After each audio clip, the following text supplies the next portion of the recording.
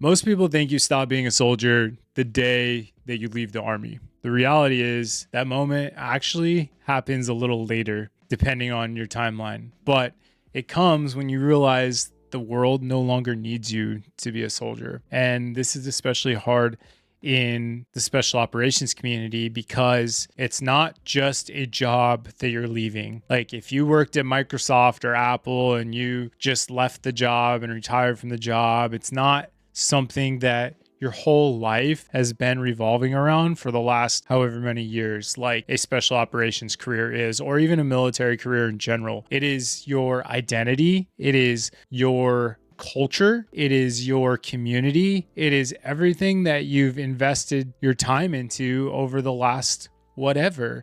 And you have a purpose that is very defined and very real when you're in the United States military. And that mission is a shared mission between everybody. So it's very easy to know where you fit when you're in the military. And when you leave that and when the music stops and you go out into the civilian world, it's a whole new world and a whole new culture that you have to learn. So phase one is really like the identity shift and trying to figure out where you fit in this new civilian world. So that transition moment isn't necessarily the moment that all of this starts, right? The uniform comes off, yes. You stop getting paid by the military and you stop going to work, which can be weird and can feel different. There's no team room anymore. There's no mission briefs. There's no shared purpose. And there's honestly, your community even drifts over time because with the op tempo and special operations, they're so busy and they're gone all the time that even your relationships start to change with your former teammates and the people that you used to be really, really close with because you were around them every single day. So it's a lot of factors that change very, very quickly.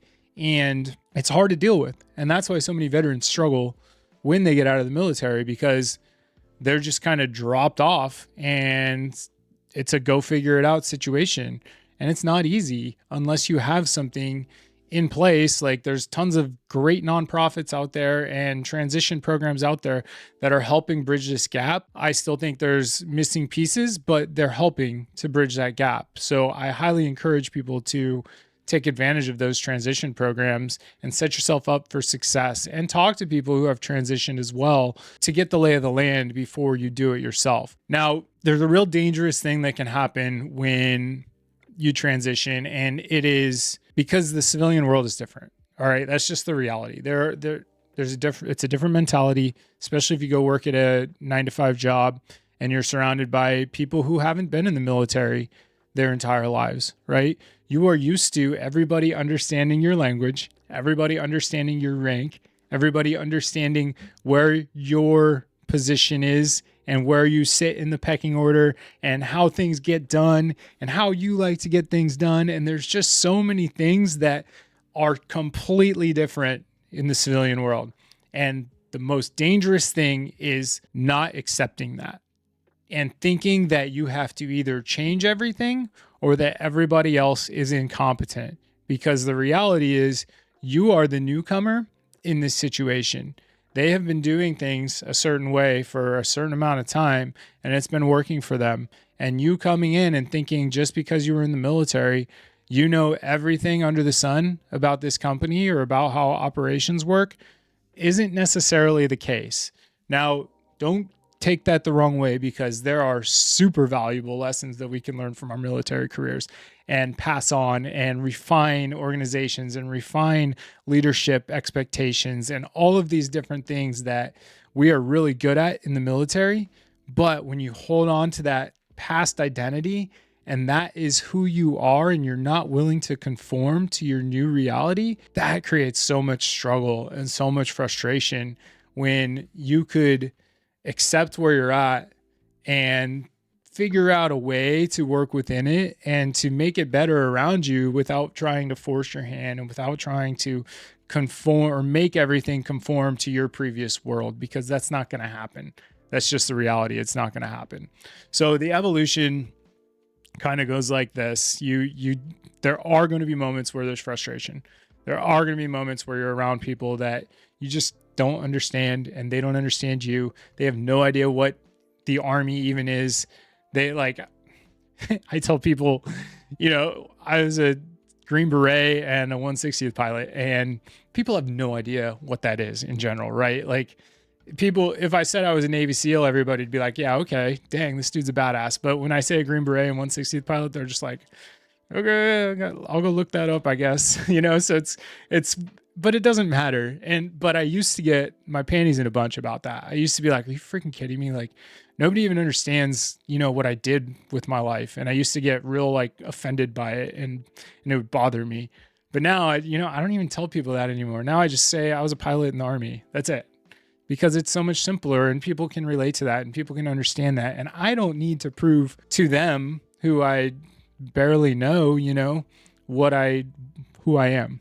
That's just the reality. But I was stuck in that trap for a while where I felt like I did, and my identity was still tied to what I did before.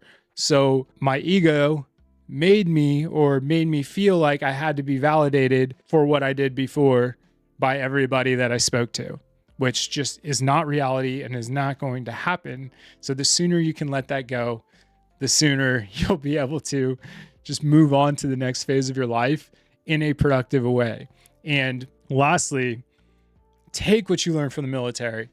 We learned so many valuable things in the Army, in the whatever service, whatever branch you're in, that is so valuable to the civilian world. That's why you see companies like Jocko's Echelon Front taking military and special operations leadership mentalities and structures and putting those into the executive world, and putting those into the corporate world, and having them be extremely, extremely successful, because we learn through blood, sweat, and tears ways to become good leaders, and ways to execute very, very complex missions with very, very thin margins, and still be successful, and still mitigate risk, and still be extremely efficient in what we do.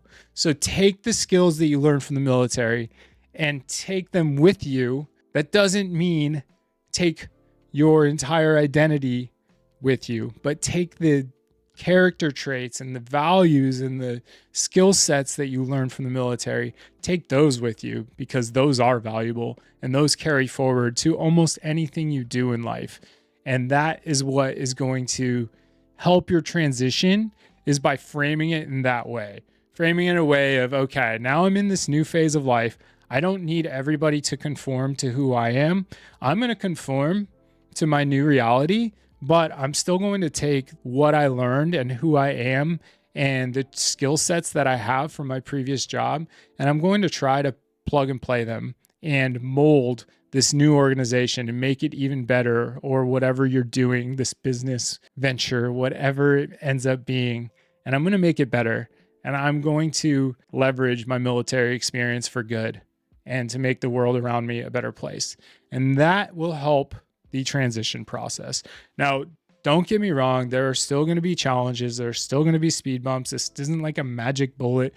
It's a process and it's a journey. But those are some key lessons that I learned while I was transitioning. And it took me a while to get to this point. But once you take those lessons and you believe them and you implement them, trust me, you are going to have a much better transition and a much better former or post-military life. So best of luck to you.